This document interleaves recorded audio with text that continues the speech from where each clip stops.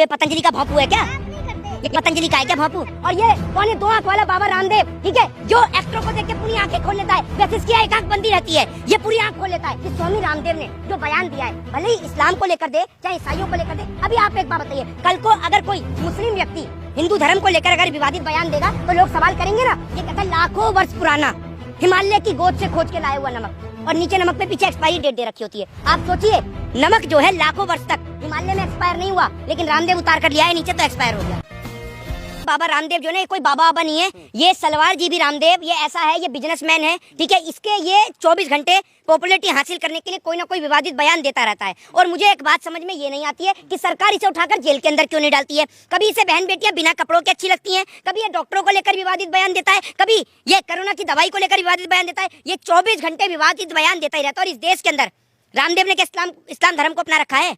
रामदेव कैसे जानता है इस्लाम धर्म के बारे में? दूसरी बात, ये मौलाना अब्दुल कलाम आजाद कौन थे ये बताइए? कि क्या वो आतंकवादी थे? क्या वो आतंकवादी थे? उन्होंने इस देश को मिसाइल दी, क्या वो आतंकवादी थे? मैं आपसे पूछना चाहता हूँ।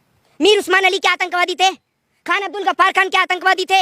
इस सवाल का आप जवाब दीजिए ना। ये लोग जो धर्म को लेकर, मजहब को लेकर विवादित बयान देते रहते हैं इस देश के अंदर, अगर इस समय पर किसी भी व्यक्ति को अगर पॉपुलैरिटी हासिल करनी हो तो वो इस्लाम को लेकर विवादित कोई भी बयान दे सकता है। और इसका सबसे बड़ा उदाहरण नूपुर शर्मा है, नवीन जिंदल है। इससे भारत देश की छवि जो है वो खराब हो रही है।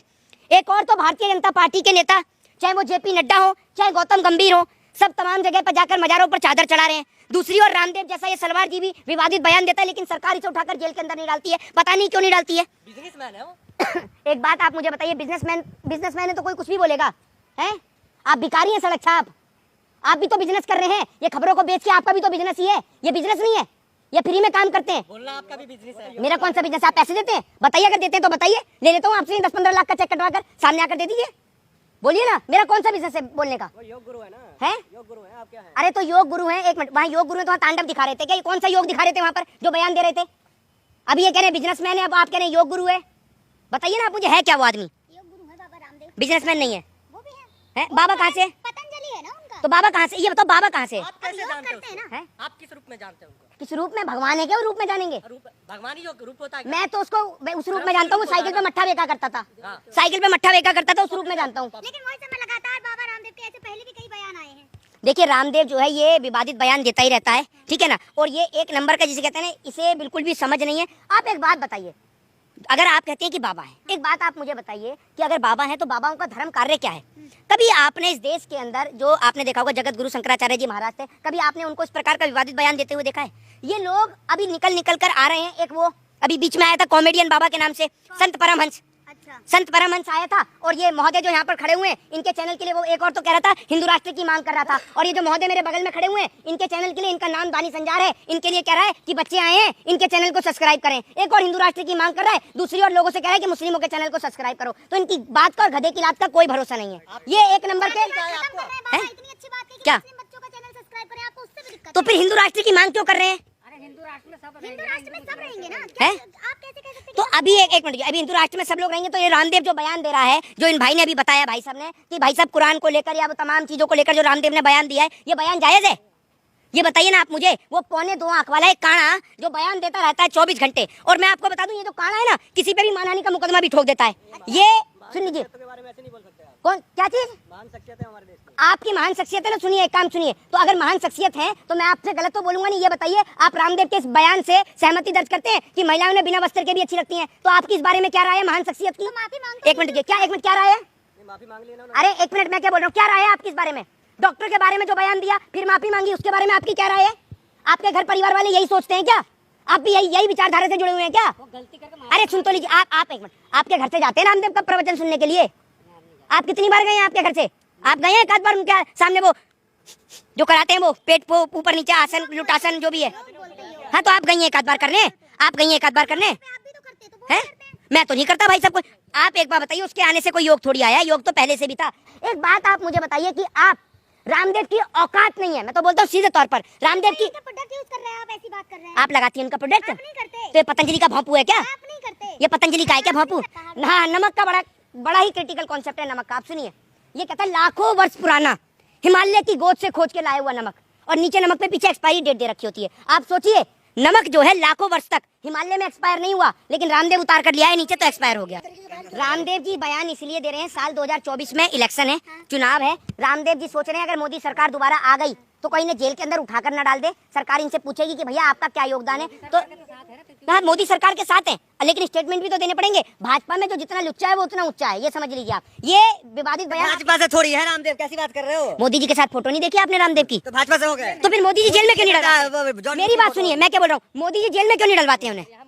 मेरी बात सुन लीजिए, मोदी जी जेल नहीं पूछोगे, बहुत बढ़िया, ये कर देंगे वो कर देंगे। न्यूज ब्रेकिंग न्यूज बोलो बोलो, सीबीआई बैठनी चाहिए नहीं बैठनी चाहिए, ईडी बैठनी चाहिए, कब होगी कब होगी कब होगी कब होगी कब होगा? अरे भैया देख रहे हो ना, ऐसे ऐसे पत्रकार कह रहा हूं, नहीं बात सुनिए। होगा देख रहे हो, अरे देख रहे समझ, अरे निर्मला जी के कहने से देश चलेगा, निर्मला जी से देश चलेगा, अरे संविधान से, अरे अंतरिम मंत्री उनकी कोई सुनेगा? सुब्रमण्यम स्वामी ने भी कहा कि मोदी जी का उनसे कनेक्शन है। नमस्कार दोस्तों, एक बार फिर से आप सभी का स्वागत है DS4 न्यूज में। हमारे साथ खास मेहमान अनुराग ओझा जी मौजूद हैं। अनुराग ओझा जी, सबसे पहले आपका स्वागत है।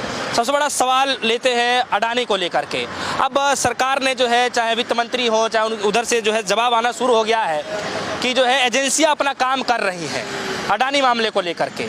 आप कैसे देखते हैं? पहले तो ये सवाल उठाया जा रहा था कि कोई बोल ही नहीं जा रहा है, सब चुप्पी साधे हुए हैं। अब इस पर निर्मला सीतारमण जी बोल रहे हैं। नहीं, निर्मला सीतारमण जी के बोलने से क्या होगा? मोदी जी भाई कोई एजेंसियां काम नहीं कर रही है, सबको पता है, सिर्फ दिखा रहे हैं।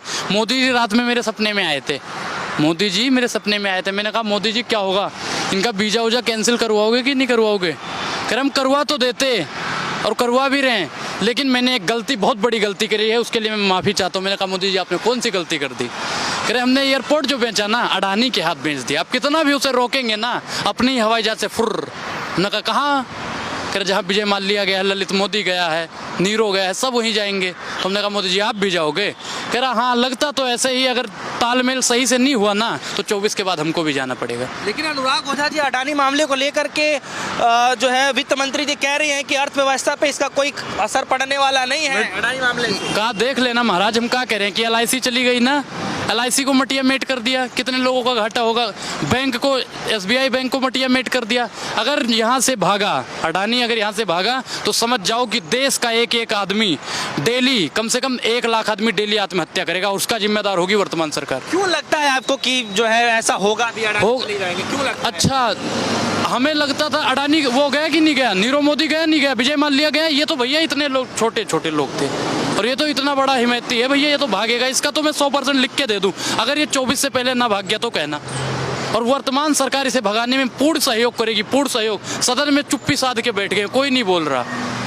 इस पर बोलना चाहिए नहीं बोलना चाहिए आपके हिसाब से? अनुराग जी, विपक्षी नेता जो है लगातार सवाल उठा रहे हैं कि इस पर निष्पक्ष जांच होनी चाहिए। बिल्कुल होनी चाहिए। क्या लगता है आपको कि जांच हो पाएगी? लेकिन जांच कौन करेगा? जांच के भैया जो मुट्ठी भर लोग हैं, जांच करने वाले डिपार्टमेंट बैठा हुआ है, वर्तमान सरकार की ओर खेल है।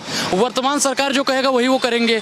वर्तमान सरकार ने अभी डकार नहीं लिया कि हाँ जांच करनी है। टीम बनाई जाएगी, ऐसा थोड़ी होगा किसी एक आदमी को सौंप नहीं, एक आदमी को नहीं सौंपा जाएगा भैया। इस बार बताओ सत्ता किसके हाथ में है?